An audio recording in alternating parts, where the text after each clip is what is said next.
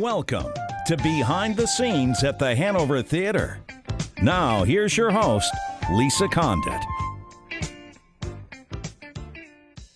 It is time now for Behind the Scenes with the Hanover Theatre. Let's go right to your host, Lisa Condit, because, well, Lisa, exciting coming up in just a little bit. We're going to be hearing about the BrickBox, so I'm excited to hear where we are with that, obviously in the midst of everything that is going on with the coronavirus.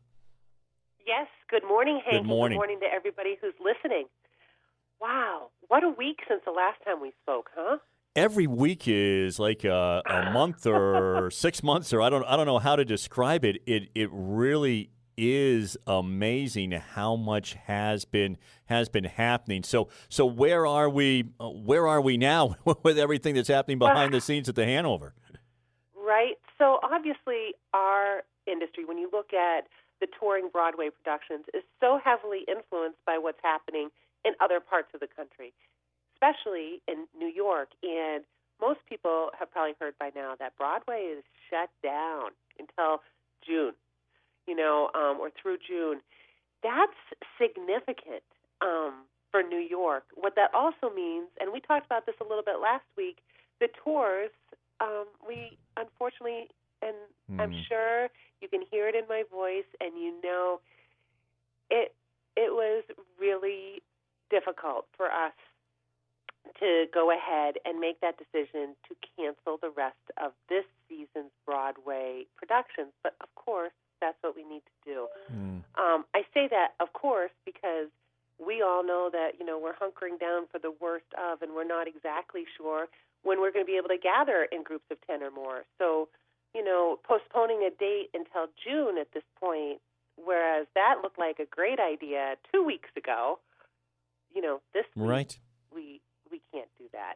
So, I did send out communications with my department and Troy and everybody to every ticket buyer who had bought one of those tickets for our last Broadway shows, just letting them know that, yes, in fact, we regrettably did need to cancel the rest of that season. But especially, and you had heard from Barry in a prior week, especially if they're a 7-show subscriber, what helps us most right now is automatically renewing for the next Broadway seasons and into the future, because that's our risk factor. That's what we pivot on when we're booking the show. So knowing that we have that strong base of subscribers, and with the timing of what's happening here, just logistically, we needed to move forward with that. So I'm so excited that we've had a great response so far. Barry was leading the charge, and so far our new loyal subscriber program that we launched has been received really well. So I'm thrilled about that. Well, I do think, Lisa, one of the things is you talk about the subscribers and obviously the disappointment, but getting the message out to them. The fact that the entire world is going through this, and Broadway, as you just said, is shut down for another month. There is this feeling of we're all in it together. So I would think that people, we certainly understand why these actions are being taken. Right. And, I think that the challenge is this is an uncertain time financially for a lot of people, and so we are, of course, sensitive to that. There are many people who are not working at all right now. I am blessed to be one of the lucky ones, especially in the performing arts industry. The other thing that we're really focusing on is let's keep our eye on that light at the end of the tunnel come next season, for sure, because that's our hope, right? So we need to stay focused on that. But the other thing is that,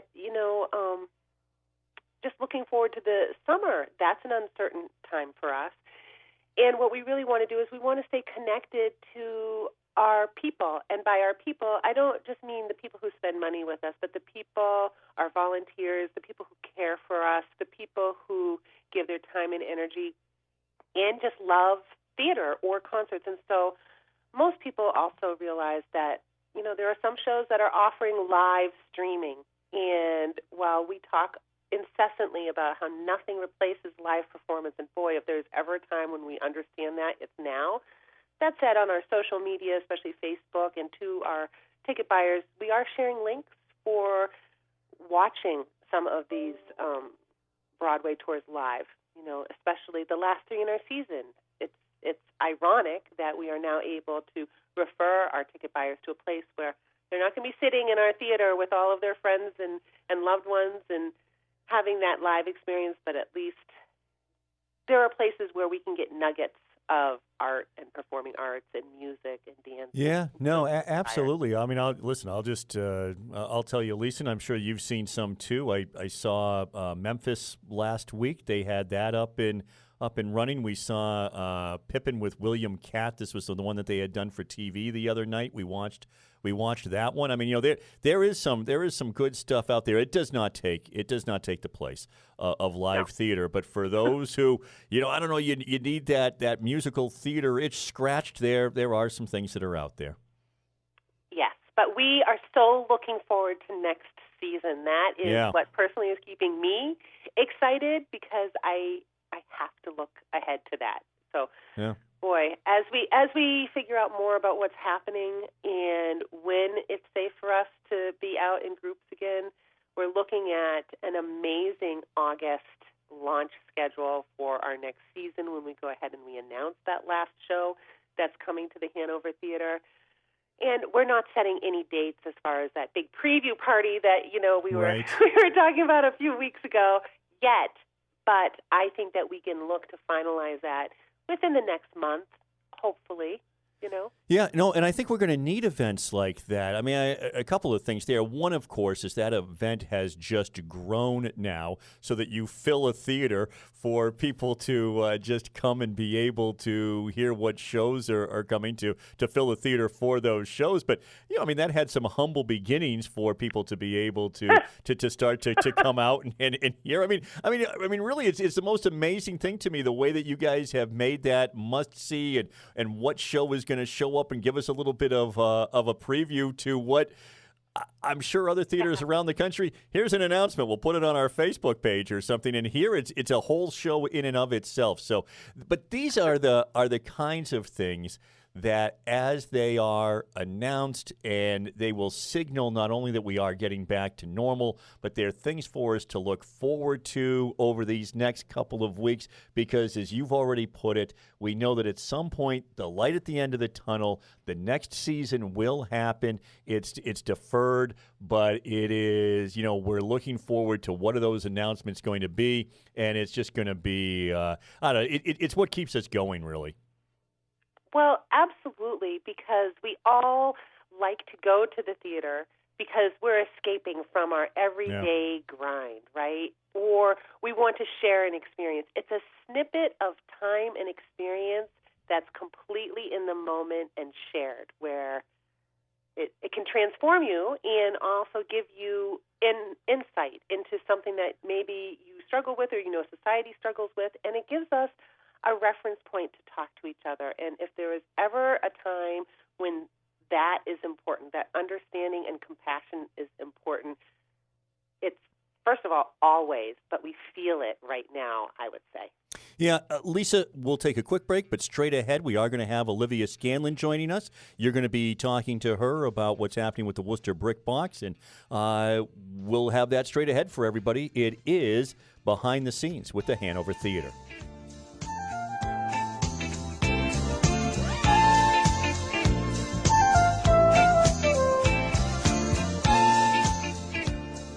Behind the Scenes with the Hanover Theatre. And Lisa, let me send it right back to you, because Olivia is on the line, and we've got this wonderful new theater space that's going to be opening up in Worcester. Good morning, Olivia. Welcome. Hey, my friend. Thanks for having me. Absolutely. So, Olivia, I would love it. You and I, we get to talk fairly regularly, but the general public, they see what's happening on that corner and with the JMAC, but obviously, things are dynamic and fluid. So the last time we talked to you, you had plans for an opening and Romeo and Juliet, and obviously timing at the very least has changed. Do you want to give us a quick update as far as, what's been going on in your planning? Yeah, absolutely. So the construction on the space has had to suspend until May 5th, in order to be in compliance with all safety regulations. So that's putting a little bit of a delay on our timeline. That being said, the good news is that construction was absolutely right on track in every single way. So when we are able to pick back up, we're just going to need a few more weeks to complete.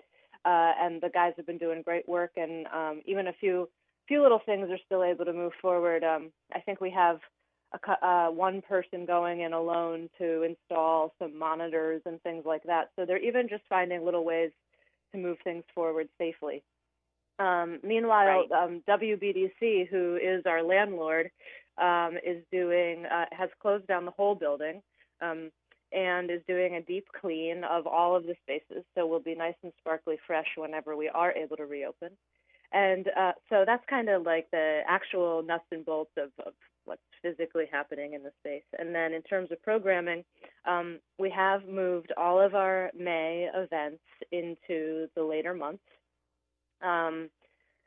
And we are currently assessing with each presenter, each organization or individual that has signed on to present over the summer. We're giving them all the best information we can. I'm regularly checking in with everybody at least once a week and letting them each decide if it's best for them and their organization to hold steady for now and maintain their date, or to reschedule their event for later in the fall. So all in all, it's, everyone's hanging in there together and everyone's communicating well, and that's kind of where we're at.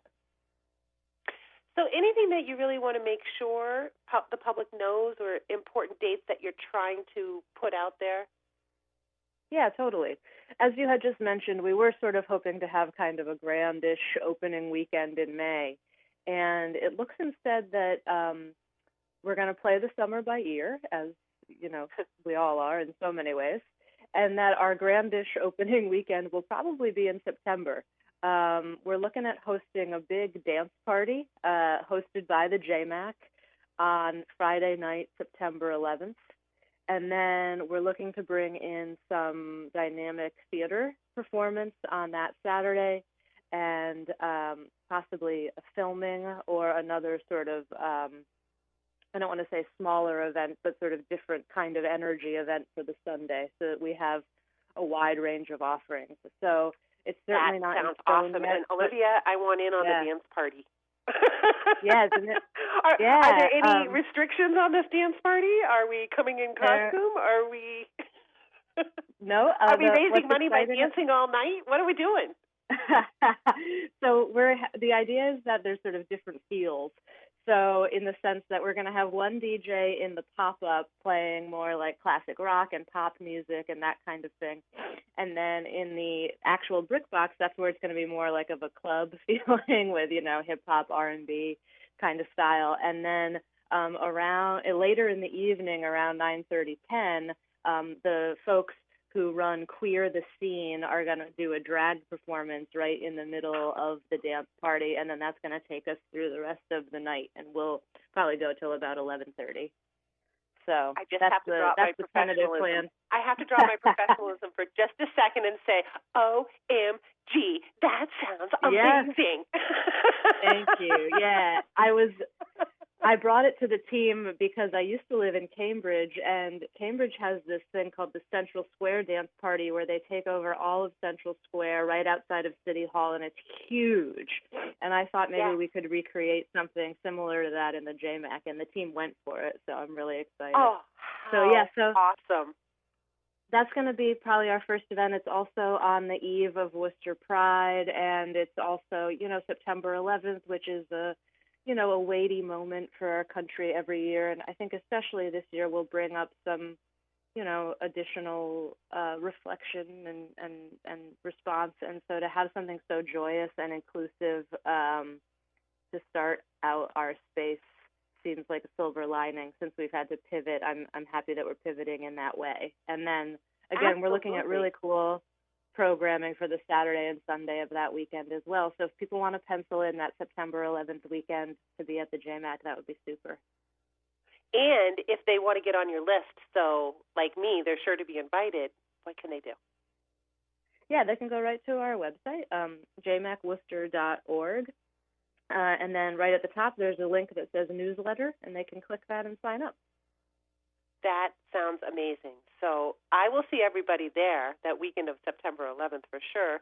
And in the meantime, like you said, summer, we're playing the summer by ear. I love the fact that THT Rep is really very much still on the table and part of the conversation. Anything else you wanted to say about THT Rep? Yeah, so for folks for whom that's a new term, I'll just sort of redefine it here. THT Rep is acronym for the Hanover Theatre Rep, which is a line of work that the Hanover Theatre is going to bring to the BrickBox, and I've been really lucky to be a part of that and sort of helming it to a certain degree. And our first project has been the concept is to have an abridged production of Romeo and Juliet by Shakespeare, cut down to about 75 minutes, featuring Hanover Theatre Conservatory youth actors in the teenage roles and professional actors in the adult roles. And we're still in limbo with that. It's really tough. Theater takes a lot of time to do right, and it takes a lot of resources to do right. And so even if the theater is all set and ready to go, which it should be by the time mid to late June rolls around, there are still other factors related to COVID that are sort of chipping away at our ability to know whether or not we can do that production to a level with which we are satisfied and a level with which our youth actors will have the sort of professional, excellent experience that we want for them to have. So R&J is a little bit in limbo, just like with all of the BrickBox summer programming, but I do have some tricks up my sleeve for the 20 to 21 sort of fall to spring theatrical season, and THT Rep is going to have at least 2 to 3 events, possibly including a fully realized theatrical production. And so I look forward to sort of unveiling that when it's ready. You know what I love? I love the fact that we are still dreaming big and figuring out creative ways to make those dreams come true for a lot of different people, despite what happens on the outside. So I am 100% confident that the next time we talk, we're going to have another update and even more details. And it's amazing. The whole concept of a repertory theater in Worcester is exactly what so many people have been looking for. So I'm thrilled that we're working with you and obviously that collaboration to make it happen. It's my dream too, and I think Worcester is the exact right place, right time, right moment, everything. And COVID is not going to stop that. Theater has been going on for millennia, and it might be tough here for a few months, maybe even a year, but we're going to be here, and we're going to be strong, and we're going to be serving our community at Big Hanover, at THT Rep, at the BrickBox. It gives me a tremendous amount of hope right now to be part of this, and I hope people can feed off of that a little bit. Absolutely. And, as we enter this new decade of the 20s, the new 20s. The Roaring Twenties, yeah. The new Roaring 20s, Totally. Exactly where I was going with that. The new Roaring 20s are going to be something to behold and to experience, that's for sure. No doubt. So any other pieces of information you just want to bring? We have a couple more minutes before we have to say goodbye. So Yeah, anything certainly. else that you want to share with our audience? Yeah. For anyone else who is still dreaming big, we are still accepting applications for folks to use the BrickBox. You can, again, go to our website, jmacworcester.org, and at the top you'll see the link to the BrickBox, and you can check out the application. And, I'm opening my mind to all sorts of creative ways that we can make the space work for folks. So, if you have an idea that you want to come to me with, please come to me with it, and we can look at it and work it out. And then also there's our adjacent space, the pop-up, which has always been fully subsidized, i.e. no cost to use, so long as events are offered free and open to the public. And so they are also accepting applications. So, don't let COVID keep you from dreaming about your event. You can be submitting your application and working with Hank and myself to bring it to fruition. We're in contact with presenters every single day, folks who are, planning things for the fall, and, you're welcome to be among those folks. So visit us and start brainstorming and thinking about what kind of event you might like to bring to downtown Worcester, and we're going to be there for you to help you do it. So just in case people haven't been to the pop-up, what are some of the events that you have thought were really fun and different, just to give people an idea of the flavor of what they could do in that space? Because I think that we all understand, you could have a meeting there, you might be able to have an art show there, but were there any other events that you thought were particularly creative or might give our listeners a better idea of the types of things they could do there? Yeah, absolutely. People have had poetry readings. They've had open mics. The same folks from Queer the Scene had a lesson in how to Vogue, VOGUE, on the runway, which was a super event.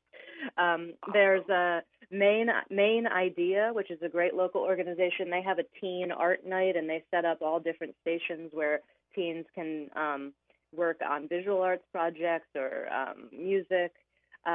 We had a vendor market over the holidays where people used the space to set up and sell all of their different crafts and wares. So there's really a very, very wide range. I think Hank, this was before I joined the team, but I think Hank had some sort of like video gaming night or expo there, which I'm sad that I missed because it sounds awesome.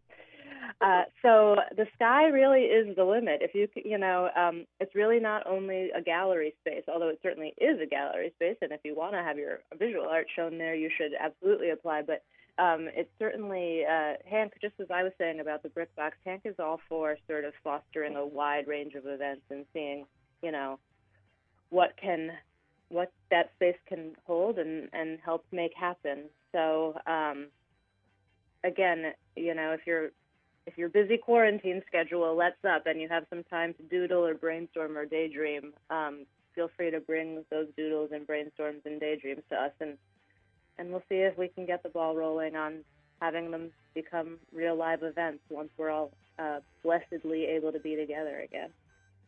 That's right. And what's the website one more time where people can get more information? Sure, it's jmacworcester.org, jmacworcester.org. Okay, well, that's terrific. It's been so great catching up with you, Olivia. I really appreciate your time. Everybody, stay tuned, stay hanging in there. We know that better things are coming, and we look forward to bringing you those behind-the-scenes updates week after week. Everybody, I hope you have a great day. Hank, I don't know if you had any outstanding questions that you wanted to ask. No, all Olivia? good. I think you covered it all. Can't wait to go and visit the BrickBox. All right, well, that's terrific. Everybody, I hope you have a great week, and we'll see you at the theater.